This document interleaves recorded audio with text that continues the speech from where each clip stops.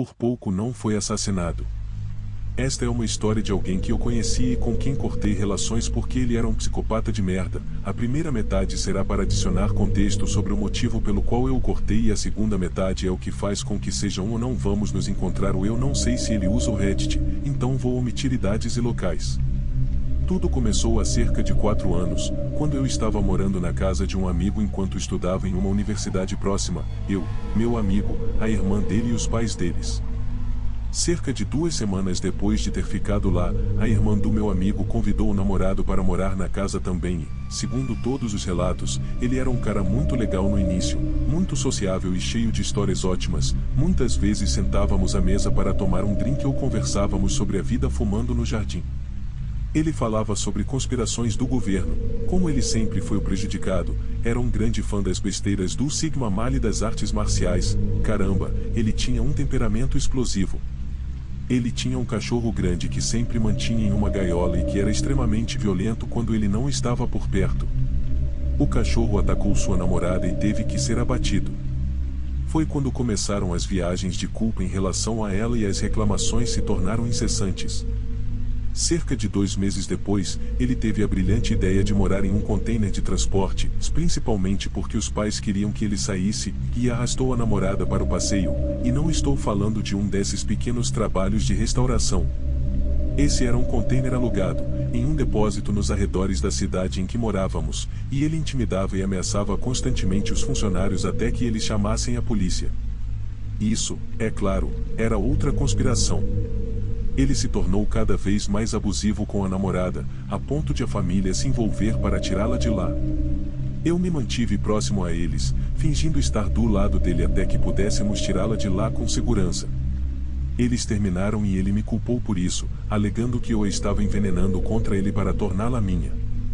Ela tem um novo parceiro agora e eles estão felizes. Todos nós bloqueamos o ex-psicopata em tudo o que era possível, mas ele continuou a assediá-los até que acabou desaparecendo, ou assim pensávamos.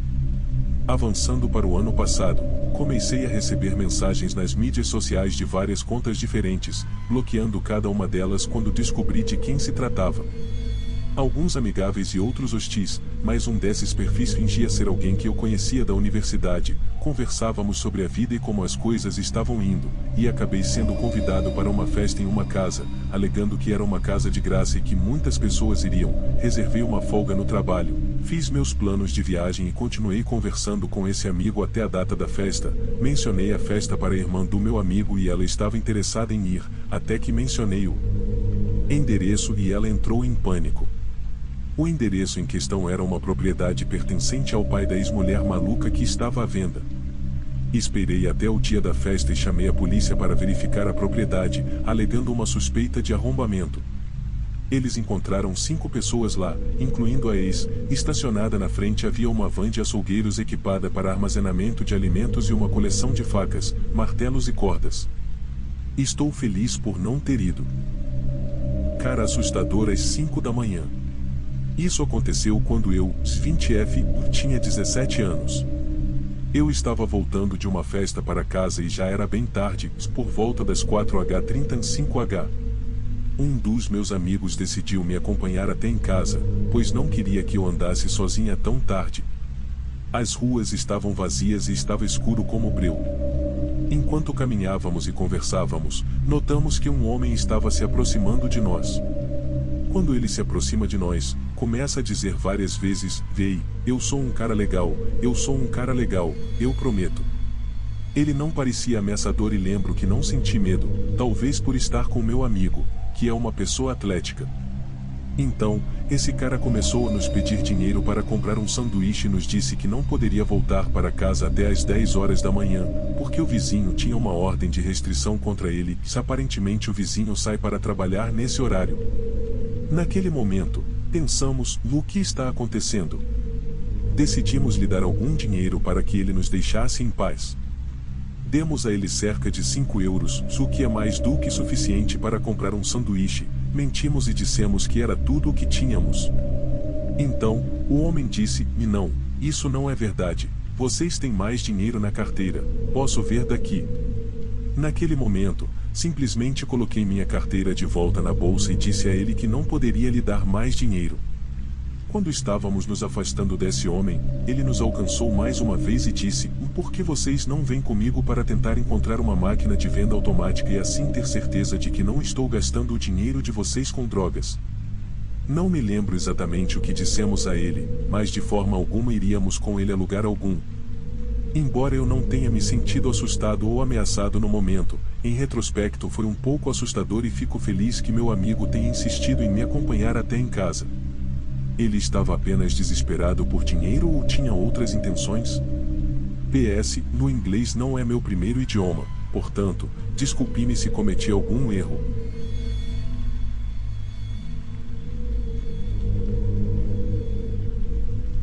Alguém tentou entrar em minha casa e me encontrar. Essa história aconteceu há 3 anos, mais ou menos na época em que a Covid começou, então já faz um tempo, mas ainda vale a pena apostar.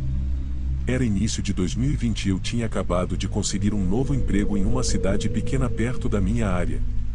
Enquanto procurava um lugar para morar, minha irmã se ofereceu para alugar a casa dela para mim.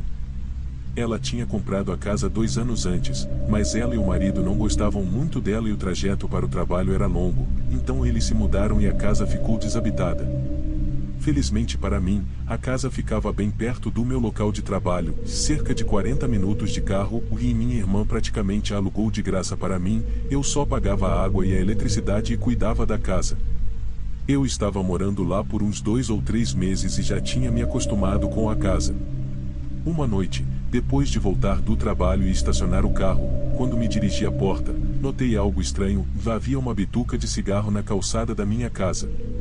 Abaixei-me e peguei-a, pensando que poderia ser minha, já que sou fumante, mas depois de ver a marca, percebi que não era minha e joguei-a fora. Continuei com minha noite e nada de anormal aconteceu. 2 dias depois, eu estava novamente caminhando para minha casa quando vi mais algumas bitucas de cigarro, dessa vez perto da minha varanda. Nem preciso dizer que fiquei irritado e pensei que alguém tinha sentado na minha varanda e fumado, mas como eu não sabia quem era, não havia nada que eu pudesse fazer. Naquela noite, eu estava assistindo a um filme no meu laptop e já era bem tarde, mais de 1 da manhã, por isso fiquei surpreso quando ouvi um carro passando, pois é um bairro suburbano e cobiçado, então as pessoas raramente saíam à noite, mas não dei muita importância. Cerca de meia hora depois, fiquei surpreso quando ouvi conversas nas proximidades. Escutei atentamente, mas não consegui ouvir o que eles estavam falando, pois suas vozes pareciam quase abafadas e silenciosas. A essa altura, eu já estava ficando um pouco nervoso, então parei o filme, levantei-me do sofá e caminhei até a porta da frente para me certificar de que estava trancada. Encostei-me na porta da frente e esperei, esperando uma batida forte contra a porta ou que a maçaneta fosse sacudida, mas estava estranhamente silencioso. Decidi ir até a minha janela para ver se eles tinham ido embora ou mudado de ideia. Minhas janelas têm barras de dentro para fora que precisam ser destravadas para que se possa mover as cortinas ou olhar pela janela confortavelmente. Eu destravei lentamente o mecanismo da barra e a levantei, movi as cortinas e fui surpreendido. Encostado na minha janela estava um homem, ele estava tão assustado quanto eu, porque basicamente gaguejou sobre seus próprios passos enquanto pulava para trás. Ele apertou o capuz para cobrir o rosto, de modo que tudo o que eu realmente podia ver eram seus grandes olhos azuis olhando para mim. Seu amigo percebeu o que estava acontecendo e imediatamente começou a chutar a porta, chutou-a umas 4 ou 5 vezes, mas a porta não cedeu. Enquanto eu olhava para eles congelado de medo e tentava compreender a situação, me recuperei e bati as grades da minha janela, trancando-as e subindo as escadas até o depósito, onde empurrei uma mesa até a porta e chamei a polícia. Enquanto eu ouvia e esperava que os dois entrassem a qualquer momento, ouvi um estrondo alto e as barras das janelas sendo sacudidas agressivamente. Quando eles perceberam que não podiam entrar, um deles soltou um longo grito de raiva que provavelmente acordou metade da vizinhança. A polícia não conseguiu descobrir quem era, mas ficou mais ativa na vizinhança nas semanas seguintes, independentemente de eu não estar muito interessado em ficar lá tão pouco tempo depois de me mudar. Sinceramente, não sei o que eles queriam ou por que estavam tão determinados a entrar, mas quem quer que fosse, não vamos nos encontrar novamente.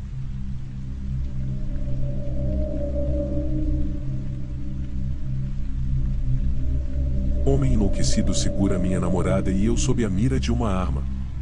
A história se passa em uma fazenda rural no sudeste dos Estados Unidos. Para quem é da região, sabe que não há muita coisa ao redor, exceto velhas casas de fazenda, campos e uma ou outra subdivisão. Quando eu tinha cerca de 17 ou 18 anos, estava namorando uma garota que estudava na mesma escola que eu. Como éramos adolescentes, precisávamos de um lugar para ficar sozinhos e nada melhor do que o banco da frente da minha F-150. Muitas vezes era difícil encontrar um lugar para estacionar que ficasse longe da estrada e longe o suficiente de todos. Certa noite, quando o sol estava se preparando para se pôr, lembrei-me de uma casa abandonada com uma longa estrada de acesso e um celeiro de tabaco, em uma antiga estrada secundária sem outras casas. Eu já havia estado lá antes e explorado a propriedade. O telhado da casa havia sido abandonado há muito tempo e atualmente era usado para armazenar madeira. A casa não tinha portas ou janelas e o restante da propriedade estava claramente em mau estado e não parecia ter sido usada. Achei que essa propriedade há muito esquecida seria um bom local, então dirigi minha caminhonete até a entrada da garagem, longe de olhares curiosos. Coloquei a caminhonete em ponto morto, levantei o console central e liguei o rádio. Quando minha namorada e eu estávamos conversando, ela parou de repente com os olhos grudados no espelho retrovisor e disse, e acho que tem alguém aqui. Inicialmente, eu a ignorei, pois estava bastante confiante de que não havia ninguém por perto por quilômetros, mas olhei pelo retrovisor e vi que uma caminhonete Ford de aparência muito surrada havia parado logo atrás da minha e a porta se abriu. De lá saiu um homem alto, de aparência suja, segurando o que parecia ser uma 30.06, com uma coronha de madeira desgastada pelo tempo. Quando abaixei a janela, o homem começou a gritar todo tipo de obscenidades do lado da minha caminhonete. Quando ele se aproxima, ouço o som distinto do clique de segurança de um rifle antigo. Congelei quando o mundo parou ao meu redor, pois nunca havia sido assaltado com uma arma apontada para mim antes. Assim que o choque passou, levantei as mãos e vi que o homem tinha a mira apontada para mim pelo vidro traseiro da minha caminhonete. Olhei para minha namorada, que estava congelada em choque e um pouco encolhida na porta do passageiro. Lembro que me senti impotente e peguei minha pistola que normalmente ficava entre os assentos, mas logo percebi que a havia deixado em casa. Isso provavelmente foi uma bênção disfarçada, pois o homem estranho estava claramente agressivo e sob a influência de alguma coisa. Tenho certeza de que, ao ver minha pistola, ele teria ficado ainda mais nervoso. Como minhas mãos estavam levantadas e minha namorada tremia de medo, acabei murmurando o que está acontecendo, senhor. O homem, com os dentes podres e faltando, grita, seus filhos da puta, venham aqui e destruam meu campo e minhas plantações. Ele claramente me confundiu com alguns dos motociclistas de quadriciclo da região, que muitas vezes entravam em propriedades particulares e destruíam a terra. Olhando para o homem, ele não se parecia com nenhum dos fazendeiros que eu conhecia na região. Como já morava aqui há 15 anos, eu estava bastante familiarizado com os fazendeiros locais. Esse suposto fazendeiro aparentava ter talvez uns 30 e poucos anos e me parecia mais com os drogados que eu via no centro da cidade. Respondi ao homem que nunca tinha estado aqui antes, nem que era responsável pela destruição de suas plantações, tentando desesperadamente acalmar a situação. Ele não quis ouvir nada disso e continuou a murmurar, enquanto ainda me mantinha sob a mira de uma arma. Esperei uma pausa em seu balbucio incoerente para me desculpar profusamente e dizer, senhor, se eu tivesse visto uma placa de proibido entrar, não teria ousado pisar na propriedade. O homem avançou de trás da minha caminhonete até a janela aberta e gritou, não vi a porra de nenhuma placa. Ele não acreditou em mim. Enquanto eu observava, ele continuava segurando o rifle com mais força e murmurando para si mesmo.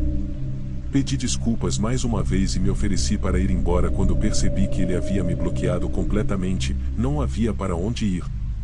Assim que mencionei a saída, ele se animou e abaixou levemente o rifle, colocando-nos fora de perigo imediato.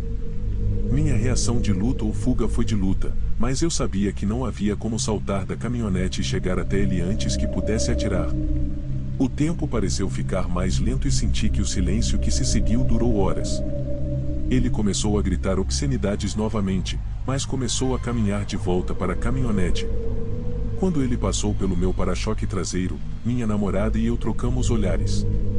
Eu nunca tinha visto um medo como aquele nos olhos de alguém, muito menos de alguém que eu amava. Liguei minha caminhonete e engatei a marcha ré, enquanto ele fazia o mesmo.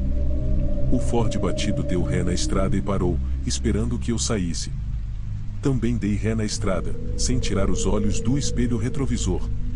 Assim que havia espaço suficiente, coloquei a caminhonete em drive e pisei fundo no pedal do acelerador até o limite. Meus pneus guincharam e a caminhonete rugiu ao engatar as marchas. Eu conhecia bem as estradas e estava confiante de que poderia correr mais do que ele, se necessário, pois a caminhonete dele parecia estar nas últimas. Enquanto o velocímetro passava dos 60, eu podia ver o homem nos seguindo, mas a uma distância suficiente da minha caminhonete que seria difícil abrir um buraco na porta traseira. A essa altura, minha namorada está se acalmando e tentando racionalizar o que acabou de acontecer conosco. Dirigi por vários quilômetros, olhando constantemente para trás para ver se ele estava nos seguindo. Lembro-me brevemente de estar a mais de 160 km por hora em algum momento. O clima no táxi mudou para total descrença enquanto conversávamos sobre como o suposto fazendeiro parecia louco e ríamos desajeitadamente de nossas quase mortes. Nunca mais vi aquele homem e nunca mais voltei à casa abandonada, exceto no dia seguinte para lhe deixar alguns sulcos no jardim da frente da propriedade degradada. Olhando para trás, não tenho a menor ideia de como o homem sabia que estávamos lá, pois não éramos visíveis da estrada nem fomos seguidos. Pessoalmente, acho que ele era apenas um traficante, pois eu conhecia quase todos os fazendeiros da região e, sendo uma cidade pequena, você conhece todo mundo. Eu nunca tinha visto esse homem em minha vida e nunca mais o vi. Eu certamente estava errado por estar em uma propriedade privada e já tinha ouvido histórias de terror de pessoas que fugiram de fazendeiros enlouquecidos enquanto balas voavam sobre suas cabeças. No entanto, dois garotos estacionados em uma propriedade claramente esquecida, a várias centenas de metros do campo mais próximo, não deveriam justificar uma arma de fogo apontada para mim e minha namorada, que estávamos sentados em uma caminhonete limpa que obviamente não havia destruído nenhum campo. Como venho de uma família de agricultores e sou próximo aos fazendeiros da região, a última coisa que você me pegaria fazendo seria destruir o meio de vida de alguém. De qualquer forma, coloquei a vida da minha namorada e a minha em risco só para estacionar em algum lugar e brincar. Nunca mais cometi esse erro.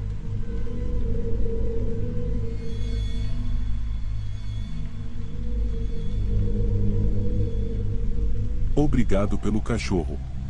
Edit, um título ruim, eu sei. Minha mãe não conhece essa história, mas o fato de ele ter notado algumas coisas especiais me fez perceber o que aconteceu. Sempre tive a impressão de que histórias assustadoras simplesmente não acontecem naturalmente, mas isso mudou nos últimos meses. Eu moro em uma avenida principal em uma casa de 2 andares e são 3 horas da manhã. O cachorro da nossa casa começa a latir. Meu pai e eu acordamos para ver o que estava acontecendo, mas não havia nada. Na semana seguinte, novamente, desta vez meu irmão e eu, novamente, nada. Começamos a pensar que era só ouvir algo que acontecia na avenida, porque é uma coisa importante, a maioria das grandes reformas e até alguns serviços como corte de árvores e jardinagem em algumas áreas verdes acontecem das 22 horas às 4 horas. Isso aconteceu várias vezes, até que mudou, e ele começou a latir para a porta da nossa cozinha. Dessa vez, eu ouço metal raspando na porta. Só eu, porque meu quarto é o único no primeiro andar, do lado da cozinha. Acordei para verificar o que diabos ele estava fazendo, porque ele gosta de mastigar o lixo à noite, mas parou, eu estava meio acordado, então não me lembrei claramente. Comecei a latir novamente para a porta principal. Temos um portão de garagem entre a porta principal e a rua, típico de casas brasileiras. Olhei para a garagem e abri a porta, nada de novo, eu estava incomodado que algo estava acontecendo na rua. O portão da garagem está completamente fechado, não consigo ver nada e ouvir também. Minha mãe um dia, em meados de maio, me disse, a fechadura está estranha, parece que algo tentou forçar a abertura. Eu não me esquecia disso, até que aconteceu em junho, quando cheguei muito tarde em casa depois de uma festa e, ao me aproximar, vi alguém com algumas coisas de metal na fechadura da garagem, gritei algo como "Oi" e a pessoa começou a correr, corri para a porta da garagem e a fechei, meu cachorro estava latindo muito. Agora eu sei que quando ele late à noite, quando nada está acontecendo, há alguém tentando entrar na garagem. Comecei a sugerir câmeras, não há nada de ringue aqui, e algum sensor. Meu irmão confessou que uma vez ouviu alguém tentando entrar na garagem.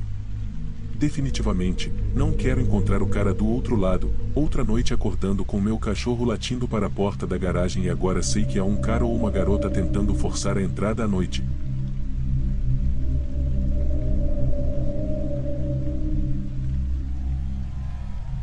Um estranho entra em minha casa e me observa dormindo. Eu estava morando em um apartamento compartilhado, nos arredores de uma cidade conhecida por ser muito segura.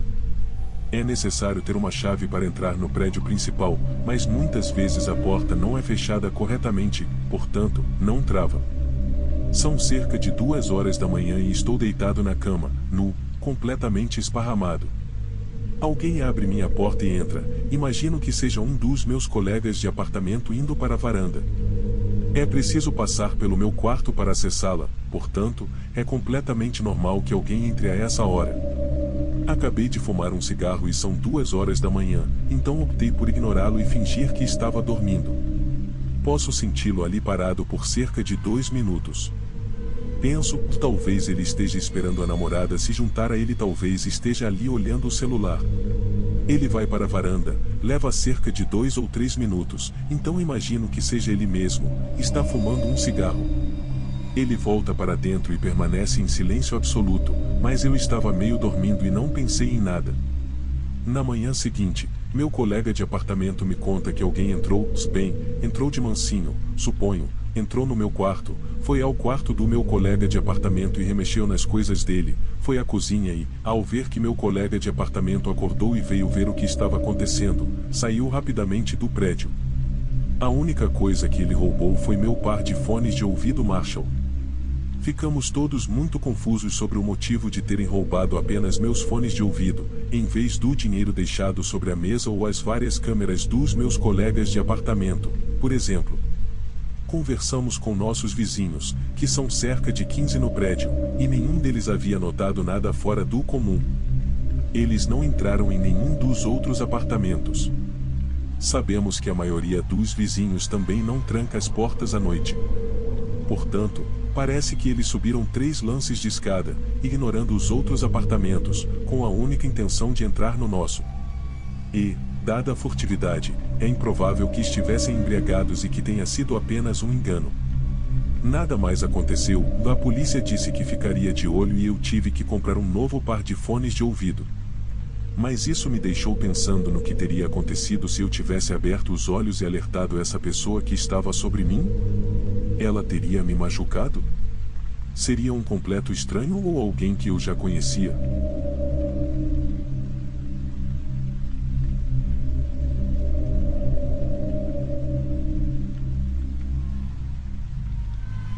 Alguém fica batendo na minha porta tarde da noite.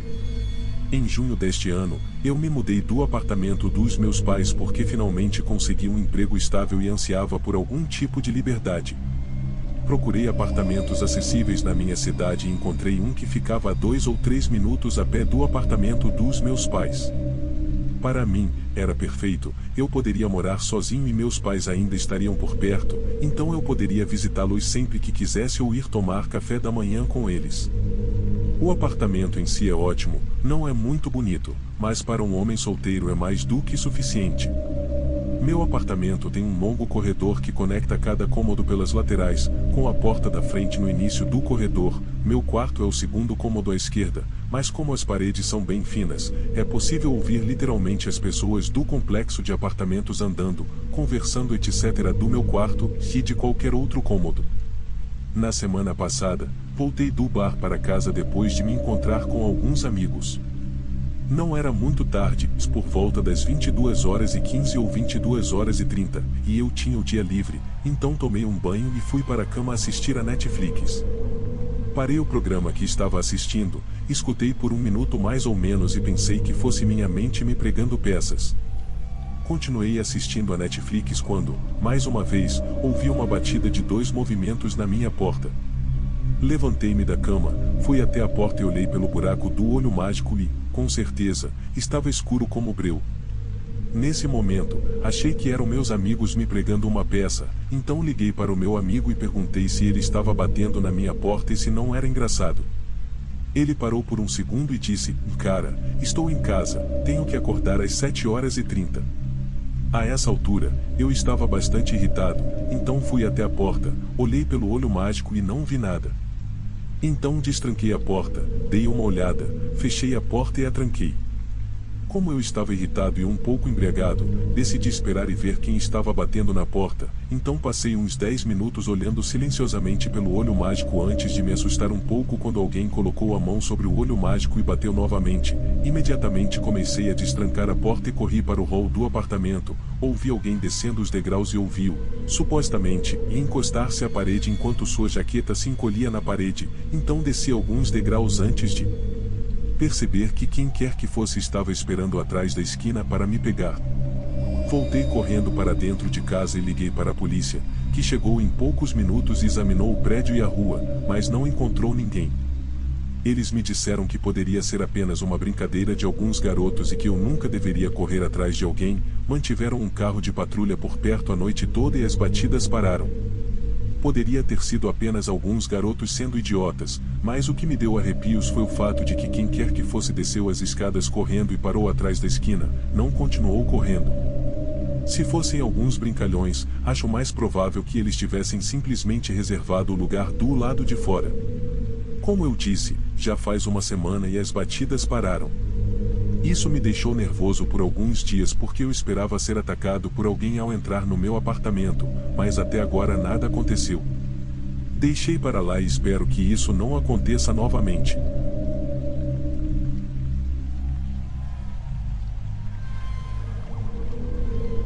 E nunca mais voltei àquele parque de skate. Na época em que eu estava cursando a faculdade, ia ao skatepark no centro da cidade quase sempre que podia, entre as aulas e o trabalho. Eu também morava no centro da cidade, bem perto da minha universidade na Califórnia. Digamos que é o tipo de centro da cidade onde, se você não tiver cuidado, pode se meter em muitos problemas por ser muito confiante ou ingênuo. O skatepark não era do tipo típico de adolescentes rebeldes fumando cigarros e sendo intimidadores, mas mais do tipo se você olhar para a pessoa errada de uma forma que ela não goste, provavelmente será esfaqueado. Sabendo disso, e tendo ouvido histórias de um amigo que já havia sido atacado por membros de gangues naquela área, eu sabia que andar de skate ali poderia ser arriscado, especialmente porque eu não era muito intimidador em termos de aparência ou comportamento. Não ajudava o fato de que, apesar de já ter morado naquela cidade por alguns anos, eu havia crescido em uma cidade pequena e não tinha muita inteligência nas ruas. Sempre achei que pessoas predatórias poderiam perceber isso. Apesar de minhas reservas quanto a isso, achei que, desde que me mantivesse reservado e estivesse sempre atento ao meu entorno, conseguiria me virar bem sem entrar em conflito com ninguém. Isso funcionou muito bem, até fiz amizade com alguns frequentadores do local e dividi algumas cervejas com eles. E quando eu estava começando a me sentir confortável e a baixar um pouco a guarda, lembrei-me do motivo pelo qual não deveria fazer isso. Um dia, apareci no skatepark à tarde, provavelmente às 15 horas, e tranquei minha bicicleta na parte interna da cerca que cerca o skatepark. Havia bicicletários, mas eu nunca prendia minha bicicleta neles porque não era possível vê-los, e eu sabia que era assim que a bicicleta era roubada. Enquanto eu fazia isso, membros óbvios de gangues estavam sentados no banco do outro lado da cerca, e um deles falou, dizendo: "Ei, por que você não está trancando sua bicicleta no suporte? É para isso que ele está lá." Sou neurodivergente e me assusto facilmente, principalmente quando já estou nervoso. Meus ouvidos começaram a zumbir e meu corpo começou a ficar dormente. Parece uma pergunta inócua, mas você tem a sensação de que há uma má intenção por trás dela. Tranquei minha bicicleta dessa forma por meses e ninguém nunca teve problemas com isso. Esse homem não estava tentando apelar para a cortesia comum, nem tentando reforçar a etiqueta do skatepark. Finalmente encontrei minha voz depois de parar por um momento e provavelmente murmurei algo sobre o fato de ela estar bem onde estava. Ele continuou a insistir, dizendo que eu deveria trancá-lo no suporte. Quando ficou claro que ele não iria deixá-la cair, eu sabia que tinha 3 opções. ignorá-lo, deixá-lo onde estava e correr o risco de a situação se agravar a ponto de ele brigar comigo. Fazer o que ele está dizendo, prendê-la no suporte e fazer com que ele roubasse minha bicicleta ou algo pior. Provavelmente pior. Agir como se eu fosse trancá-la, pegar minha bicicleta e ir embora. Escolhi a segunda opção, pedalei o mais rápido que pude e não olhei para trás. Nunca mais voltei àquele escatepar, com a possibilidade de o cara me reconhecer. Ele sabia que eu seria uma presa fácil agora, já que obviamente não estava interessado em brigar. Relembro essa escolha e, embora parte de mim se sinta um pouco covarde, sei que prefiro me sentir como um covarde a me colocar desnecessariamente em uma situação perigosa. Havia algo na maneira como ele estava agindo, eu sabia que não era por causa da bicicleta, ele queria me tirar do escatepar. Se eu tivesse trancado a motocicleta, talvez tivesse me desprevenido por tempo suficiente para que ele pulasse em mim. O orgulho nem sempre vale a pena. De qualquer forma, teria sido uma luta que eu não poderia vencer. Saí da mesma forma que entrei, e esse é o melhor resultado.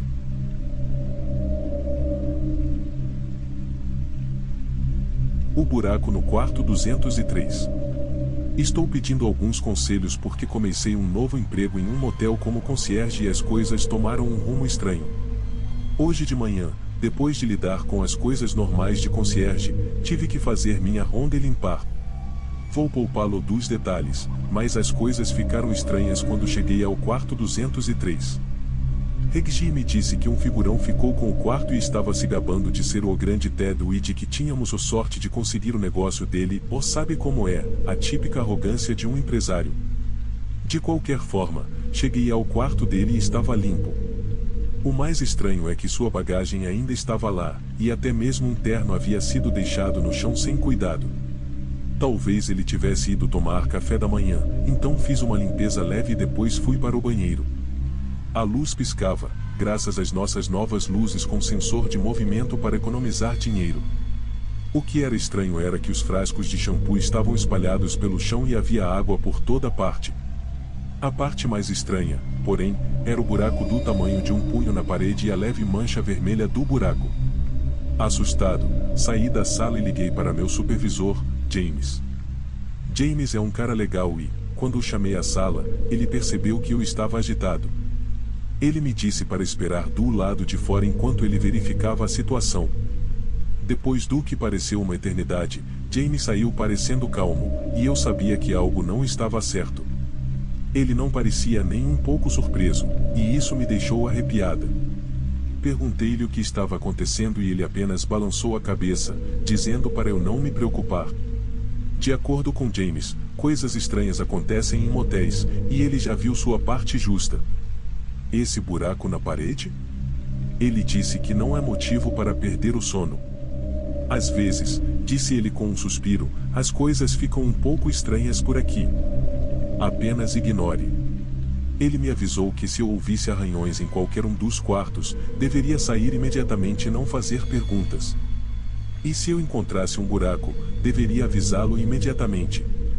Parecia algo saído de um filme de terror, mas James parecia tão imperturbável que não pude deixar de me perguntar quantas vezes ele já havia lidado com situações como essa. Uma semana se passou e não acho que a polícia tenha se envolvido. James não mencionou o fato desde que entrou no 203. Isso me pareceu estranho, mas James insistiu que não havia necessidade de envolver a polícia. Toda essa situação me deixou ainda mais confuso e perturbado. Agora, tenho mais perguntas do que respostas. O que aconteceu com o Big Ted? Aonde esse buraco levou? E por que isso parece um quebra-cabeça confuso para o qual nunca me inscrevi? Estou compartilhando isso aqui porque preciso de conselhos. Alguém já passou por algo parecido em um motel ou em qualquer local de trabalho? Estou me sentindo perdido e qualquer orientação seria muito bem-vinda. Fiquem seguros, pessoal.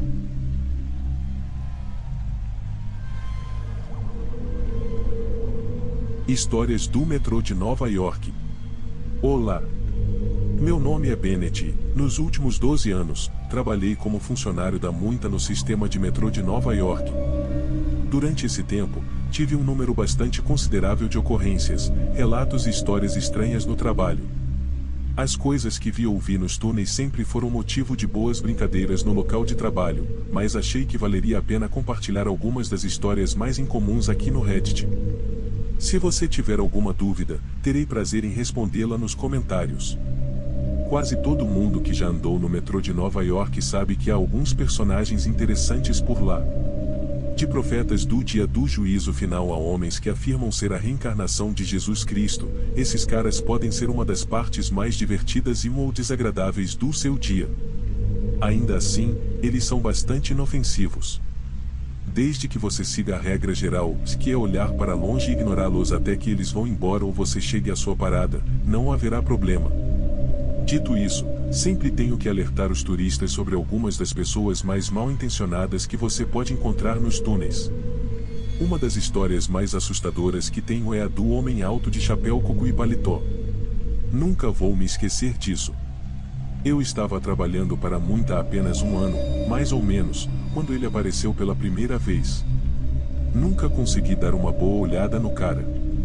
Não importava o ângulo em que você se posicionasse em relação a ele, ele sempre parecia se virar para o outro lado, quase como se estivesse em algum tipo de pivô invisível. Ainda mais frustrante é o fato de que as pessoas que o encaravam simplesmente não conseguiam se lembrar de nenhuma de suas características. Sempre que você perguntava, elas simplesmente diziam que não tinham notado o cara até o início do tumulto e, quando isso acontecia, era tarde demais para encontrá-lo no meio da multidão. O que você sempre via, no entanto, era o chapéu cocotarracado que repousava em sua cabeça e o grande sobretudo marrom que se estendia da nuca até um pouco acima dos calcanhares dos sapatos. O que tornava o cara ainda mais notável era o fato de ele estar sempre usando o sobretudo, independentemente da hora do dia ou do clima. Quero dizer, a primeira vez que o vi foi em meados de julho. Não é exatamente a época do ano para esse tipo de roupa, se você quer saber. O cara também era bem alto. Nada insano, mas com certeza tinha mais de 1,80 metros de altura, provavelmente um pouco menos de 1,80 metros e meio. De qualquer forma, na primeira vez que o vi, não dei muita atenção a ele. Devo enfatizar novamente que, em um bom dia, você vê muitas pessoas estranhas no metrô de Nova York, e mais ainda se tiver que trabalhar lá. Fiz uma pequena anotação mental sobre como suas roupas eram incomuns e como o cara devia estar com calor, mas nada além disso. Então, cerca de 1 minuto depois, ele empurrou uma senhora para os trilhos. A pobre mulher nem sequer teve um momento para processar o que estava acontecendo. O homem passou 1 minuto apenas inclinando-se um pouco sobre a linha amarela, ouvindo o metrô que se aproximava. Então, quando o barulho do trem que se aproximava ficou significativamente mais alto, ele simplesmente estendeu um dos braços de mangas compridas e bateu nas costas da senhora ao seu lado. Com força. Ela gritou ao bater nos trilhos, e apenas 1 ou 2 segundos depois, o trem bateu. Eu não vi nada depois que ela caiu, mas alguns dos outros transeuntes viram. Mais tarde, disseram-me que ela caiu de costas e que seu braço caiu no trilho vivo ao lado dela. É provável que ela já tivesse sido eletrocutada no momento em que foi atropelada, mas nunca saberemos realmente. O metrô demora um pouco para parar depois que o freio é acionado, portanto, quando ele parou, não havia quase nada para examinar. Quando isso aconteceu, a plataforma inteira entrou em pandemônio. Era de se esperar que eles tivessem pego o cara ali mesmo, mas ele simplesmente desapareceu. Desapareceu. E, como eu disse, ninguém se lembrava de ter dado uma boa olhada no cara. Foi provavelmente um dos piores dias de minha vida. Pior ainda, essa não foi a última vez que isso aconteceu. Nem mesmo 6 meses depois, vi a parte de trás do homem de casaco marrom passando por uma catraca. Corri para pegá-lo, mas quando passei pela catraca, ele já havia se misturado à multidão. Eu nem sequer vi o que aconteceu. Apenas ouvi o grito e observei a multidão se transformar em um caos. Daquela vez, foi um homem idoso. Ele foi empurrado contra a lateral de um trem que passava. A coluna vertebral foi quebrada com o impacto, e ele morreu no hospital. Novamente, o homem não foi pego. Essa foi a última vez que o vi, mas ele apareceu mais algumas vezes fora do meu turno. Ele apareceu mais 3 vezes nos 4 anos seguintes, durante os quais matou 2 mulheres e um garotinho e feriu gravemente um homem de meia idade. Ele apareceu novamente cerca de 3 anos depois, mas a mulher que foi empurrada daquela vez agiu rápido o suficiente para voltar à plataforma antes que o trem chegasse à estação. Por fim, ele foi visto pela última vez há cerca de 3 anos, quando empurrou um jovem diretamente para a frente de um trem que se aproximava. O homem morreu quase que instantaneamente. Ele não foi mais visto desde então, e eu realmente espero que, quem quer que seja, tenha ido embora para sempre. Em uma nota mais leve, também houve algumas histórias divertidas sobre pessoas estranhas no metrô de Nova York. Uma que sempre me fez cócegas são as histórias sobre o infame Little Caesar. Há alguns anos, por um período de alguns meses, houve relatos frequentes de passageiros sobre um homem baixo vestido inteiramente com as roupas de um imperador romano, e estamos falando de toga, louro e faixa, que entrava no trem, andava para cima e para baixo por toda a extensão do vagão e recitava algo em latim fluente e completo por horas a fio. A maioria dos passageiros descia antes dele sempre que ele pegava o trem, mas alguns diziam que ele sempre descia em uma das primeiras paradas na parte alta do Brooklyn. Sinceramente, ficamos muito tristes quando paramos de ouvir histórias sobre Little Caesar. Essas histórias sempre animavam o ambiente entre nós, funcionários da Muita. Muito provavelmente, ele era apenas um brincalhão que realmente se esforçava ao máximo. Um dos fenômenos mais estranhos, na verdade, tem a ver com as próprias regras e regulamentos da Muita. Quando fui contratado pela primeira vez, disseram-me que era imperativo contar o número de vagões de metrô nos trens que paravam nas estações designadas e informar esse número aos funcionários da estação seguinte. Em meu primeiro dia, perguntei a uma funcionária mais velha por que fazíamos isso. Ela então me disse que era bastante comum os trens saírem de uma estação com 1 ou 2 vagões a mais do que teriam quando chegassem à estação seguinte. Achei que ela estava me enganando, mas durante todo o primeiro dia, os trens passavam com menos vagões do que os relatórios que vinham da estação anterior.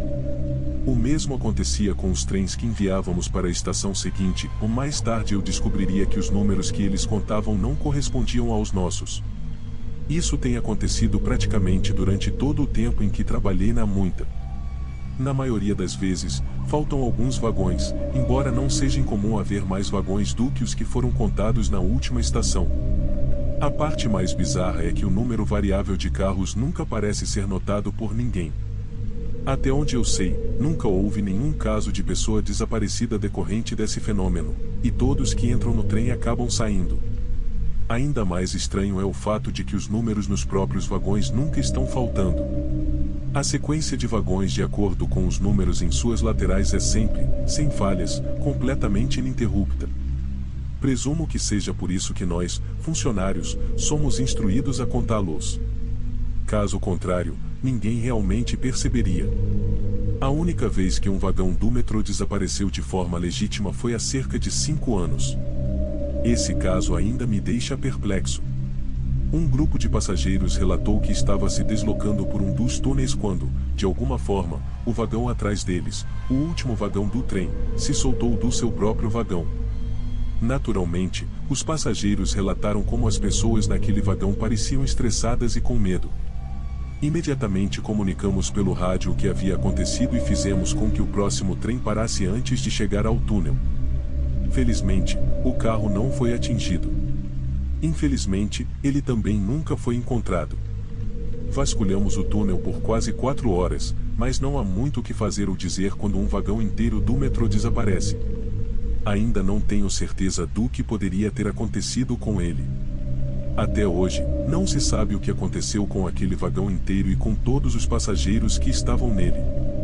Certa vez, peguei um cara tentando contrabandear coelhos vivos para o trem. Notei que um homem magro e de aparência duvidosa pulava uma das catracas e fui até ele para conversar. Não é nada incomum ver pessoas pulando as catracas. Provavelmente acontece algumas centenas de vezes por dia. Esse cara, no entanto, parecia muito pálido, grisalho e nervoso. Ele também estava suando visivelmente, e eu teria presumido que ele estava drogado se não fosse por sua camisa larga e os pequenos guinchos que vinham de todo o seu corpo.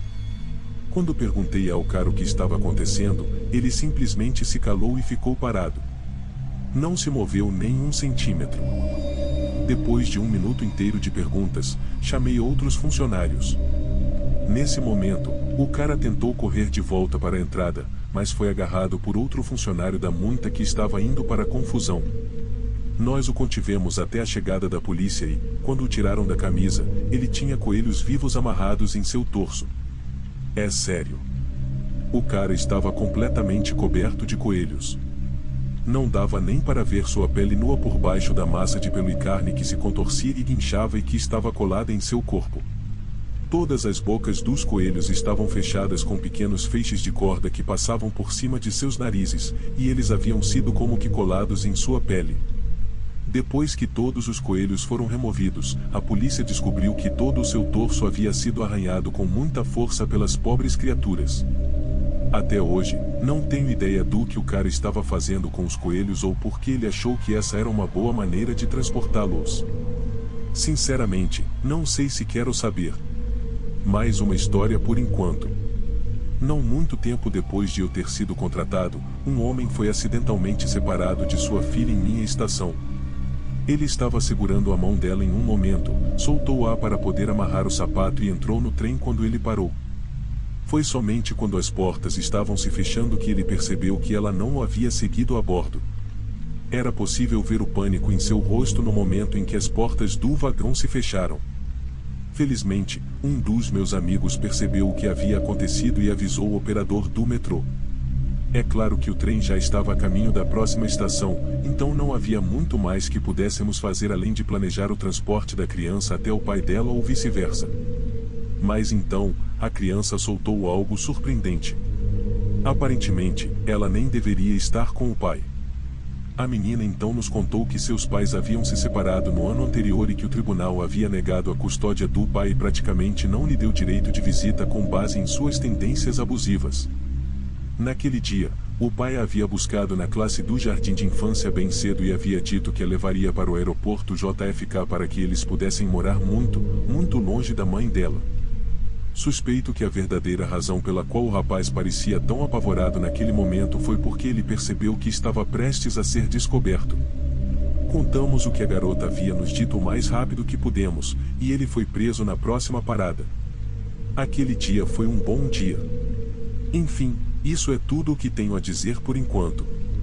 Tenho muito mais histórias sobre o metrô para contar, portanto, se todos gostarem, provavelmente voltarei com mais. Além disso, se você tiver alguma dúvida, ou qualquer outra coisa, na verdade, terei prazer em responder abaixo. Tenham um bom dia ou uma boa noite.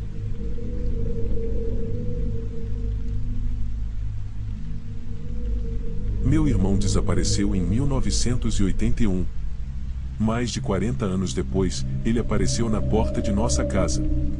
Ainda me lembro dos gritos, os gritos de mamãe reverberando pela casa, ecoando pelos corredores vazios para todos ouvirem. Aquela noite de julho de 1981 ficará gravada em minha mente para sempre. Porque foi a noite em que meu irmão foi levado. Para ser sincero, não me lembro muito de David. Lembro que ele era extrovertido, que sua cor favorita era azul e que gostava de carros de corrida, mas isso é tudo. Eu tinha apenas 6 anos quando ele foi levado. Infelizmente, eu me lembro do sequestro. Papai nos chamou para jantar quando o sol estava começando a se pôr. Ainda me lembro muito bem disso. Eu estava com tanta fome que poderia comer um cavalo e, naturalmente, fui o primeiro a entrar. David ficou para trás para pegar sua coleção de bolas de gude com a qual estávamos brincando. Ele tinha acabado de atravessar a rua e estava a poucos metros da entrada de nossa garagem quando aconteceu. Um furgão branco parou logo atrás dele. A porta se abriu e 2 homens vestidos de preto saltaram. Eles agarraram meu irmão mais velho pelos braços e o jogaram violentamente dentro do veículo, antes de fechar a porta e se afastar. Nunca esquecerei a expressão nos olhos de David. Um terror puro e inabalável inundou suas pupilas. Ele não revidou. Nunca teve a chance de fazê-lo. Tudo aconteceu em um piscar de olhos, antes que David pudesse sequer começar a processar o que estava acontecendo com ele. É claro que meu irmão nunca foi encontrado. Apesar de ter uma descrição precisa do veículo de fuga e das roupas dos agressores, a polícia não conseguiu identificar um suspeito. nenhum.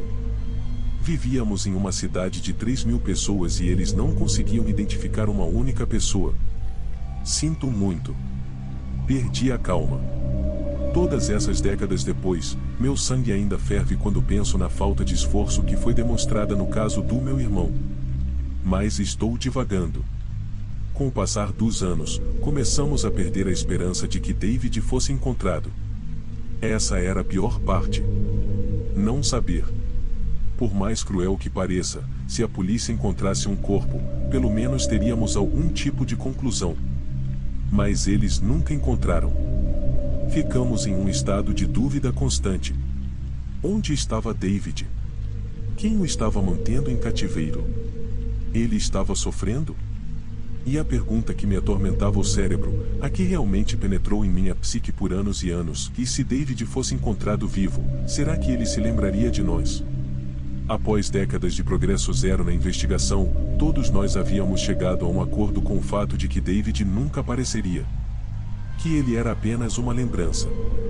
Bem, todos nós, exceto mamãe. Deus a abençoe. Mamãe manteve a esperança até o dia de sua morte. Meu coração se despedaçou por ela, e ainda se despedaça. Ela viveu 37 anos sem nunca descobrir o que aconteceu com seu bebê. 37 anos de agonia, imaginando se um dia ela poderia segurá-lo em seus braços. Para vê-lo sorrir. Para lhe dizer o quanto o amava. Mas esse dia nunca chegou. Depois que mamãe faleceu, não tínhamos mais ninguém que ainda acreditasse que David ainda estava por aí. Assim, quando batemos a porta durante o jantar de ação de graças, David foi a última pessoa que alguém esperava encontrar na varanda da frente. É hora de dar graças. De quem é a vez? Perguntou Carrie, examinando a sala. Éramos 5 pessoas presentes naquele ano, e minha irmã Carrie, seu marido Derek, meu pai, eu e minha filha Lauren. Tínhamos reduzido a presença apenas para a família imediata após o falecimento de mamãe. Foi uma ocasião mais solene sem a presença dela. Eu vou fazer isso, Lauren proclamou com entusiasmo, juntando as mãos e fechando os olhos. Todos nós nos espelhamos nela e inclinamos a cabeça. Querido Pai Celestial, por favor, abençoe esta comida e todos que estão aqui conosco. Bata. Bata. Batida. 3 batidas distintas ressoaram pela sala de jantar, interrompendo Lauren. Suas sobrancelhas se franziram quando ela se virou para mim. Todos nós nos olhamos ansiosamente em uma expectativa silenciosa. E então ouvimos novamente. Toque. Toque. Toque. Já sei.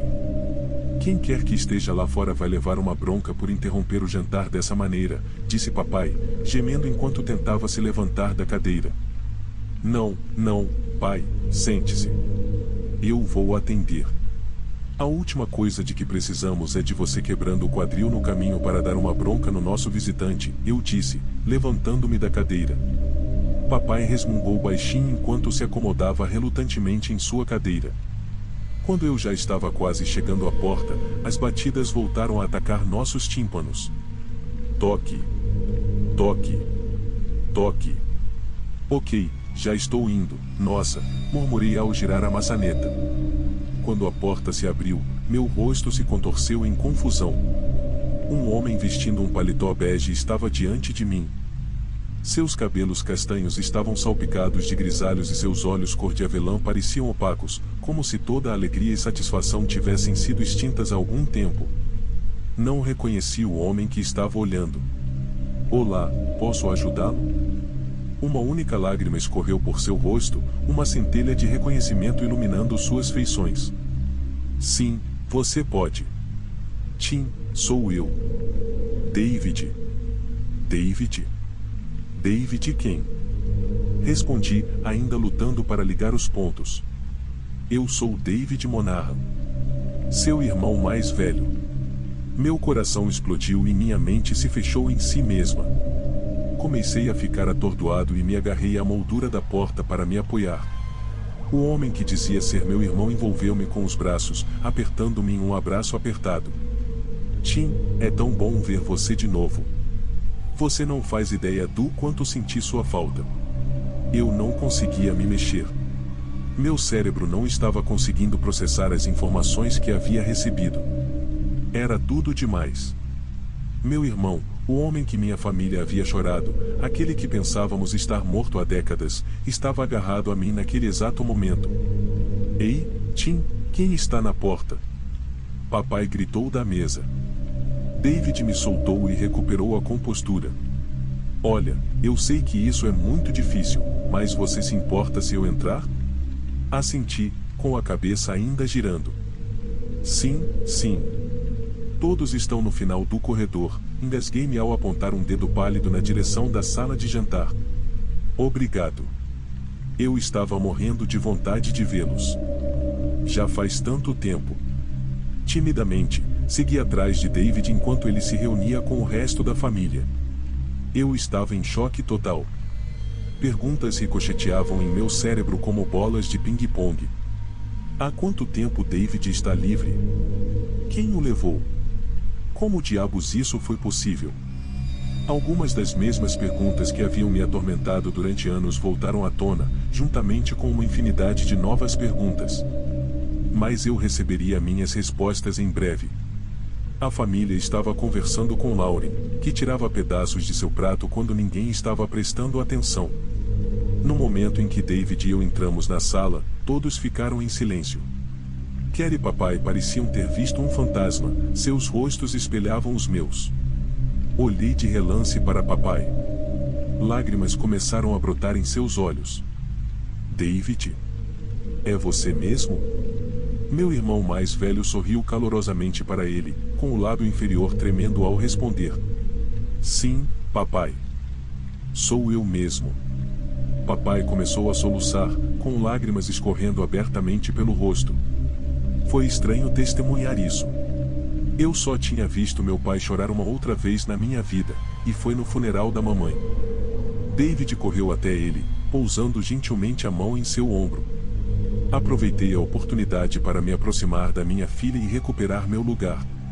Eu estava com medo de desmaiar se não o fizesse. Pai, estou bem. Não precisa chorar por mim. Já estou de volta. Está tudo bem. Papai continuou a soluçar antes de olhar para David com os olhos cheios de lágrimas. Todos esses anos perdidos e preciosos. Eu choro não só pelo que não podemos recuperar, mas pelo que nos foi devolvido. David, todos nós sentimos muito a sua falta. Espero que você saiba disso. Agora, o dia pelo qual estávamos esperando finalmente chegou. Estou muito feliz por vê-lo novamente, filho. A expressão de David mudou repentinamente. Seu rosto caloroso se transformou em um olhar de repulsa. Minha respiração ficou presa na garganta quando ele colocou a mão no cós da calça. A adrenalina correu em minhas veias como veneno quando vi o que ele estava escondendo. David havia apontado um revólver de aço inoxidável para o crânio de meu pai. Agarrei.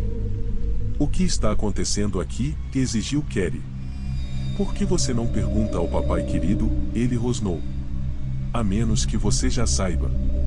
Nesse caso, eu deveria acabar com cada um de vocês, rosnou David, apontando descontroladamente a arma de fogo para cada um de nós. Seus olhos eram maníacos, correndo freneticamente pela sala. Papai suspirou, com as lágrimas novamente escorrendo pelo rosto. David, eles não faziam ideia. Ninguém sabia, nem mesmo sua mãe. Deixe-os fora disso. Foi por mim que você veio. Não, é tarde demais para isso. Você precisa contar a eles o que fez comigo. O que você fez com a nossa família. Papai examinou a sala com vergonha. Kerry estava apertando a mão de Derek com tanta força que eu pensei que ela fosse quebrar um osso. Lauren estava pálida como um lençol, com as mãos bem colocadas no colo, e eu estava na beira da minha cadeira, mortificado. Papai respondeu com relutância à pergunta que pairava no ar. Está bem. Você tem razão. Eles merecem saber. Ele parou um pouco para se recompor antes de continuar. Quando vocês eram pequenos, sua mãe e eu passamos por momentos difíceis. Ela foi demitida e eu tive que aceitar uma redução salarial acentuada apenas para continuar em meu próprio emprego. O dinheiro era escasso e, por fim, percebemos que iríamos perder a casa se as coisas continuassem do jeito que estavam. E sua mãe, ela adorava aquela casa. Eu sabia que nunca mais teríamos condições de comprar algo como ela. Eu não podia simplesmente arrancar a casa dos sonhos dela daquele jeito. Então, tive que ser criativo. No final, fiz um acordo com alguém para que David fosse morar com eles. Pelo menos até. De repente, David deu um tapa forte no rosto do meu pai com a mão livre. Derek instintivamente se levantou de sua cadeira. David apontou a arma para ele. "Sente-se", gritou ele, enquanto Derek obedecia apressadamente. "Agora, você. Diga a eles o que você realmente fez." "Está bem." "Desculpe-me", disse papai, encolhendo-se sob a ameaça de um segundo tapa. "Eu fiz um acordo, mas não do tipo que eu estava levando você a acreditar. Eu fui pago. Seu irmão não foi sequestrado. Foi tudo uma fachada para nos livrar das dívidas. Eu tinha controle total sobre a conta conjunta, então disse à sua mãe que fui promovido no trabalho, e ela estava perturbada demais para questionar. Eu sinto muito." "Sinto muito", lamentou o papai, cobrindo o rosto com as mãos. Sua revelação foi seguida de silêncio. O único som era o dos gritos de papai ecoando por toda a casa. Então, observei quando Carrie se levantou de seu assento. Ela foi direto até papai e o dominou. Ele olhou para ela de forma patética. Recebeu um soco fechado na mandíbula. "Como você pôde? Você estava com pouco dinheiro e vendeu meu irmãozinho? Que diabos há de errado com você? Você sequer parou para pensar no que isso faria conosco?" Eu me culpei por muito tempo. Nunca me recuperei totalmente disso. "E mamãe? Você pensou seriamente que ela aceitaria aquela espelunca estúpida que você chama de casa em vez de um de seus próprios filhos? Você é psicótico. Nunca se tratou do que os outros queriam. Era sempre sobre ele. Seus desejos e suas necessidades. E ele me odiava", murmurou David, apertando o cabo do revólver com força. "Ele nunca me amou como amava vocês dois. Ele teria me dado se tivesse a chance. A mim. Uma criança. Seu próprio sangue." Papai olhou timidamente para os dois. À medida que a realidade de nossa situação se impôs, comecei a perceber que não sentia mais nenhuma simpatia por meu pai. Um coquetel de emoções se agitou dentro de mim naquele momento: descrença, traição, desespero. Mas, na vanguarda de todas elas, a raiva. Papai havia tirado meu irmão de mim e mentido para todos sobre isso. Por quê? Alguns dólares. Eu sabia que nunca mais conseguiria olhar para ele da mesma forma. Meu pai era o demônio encarnado. "Olhe, David, eu vou compensar você. Eu posso consertar as coisas. Eu. Não. Você não pode. E você sabe disso. Mas eu posso. E é exatamente isso que pretendo fazer", disse David, com os olhos ardendo de ressentimento.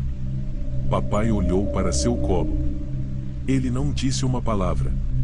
Apenas aceitou o que meu irmão tinha reservado para ele. Levantei-me solenemente de meu lugar à mesa. Eu sabia tão bem quanto Carrie, papai e David o que tinha de ser feito. "Derek, Lauren, vocês dois podem esperar lá fora, por favor?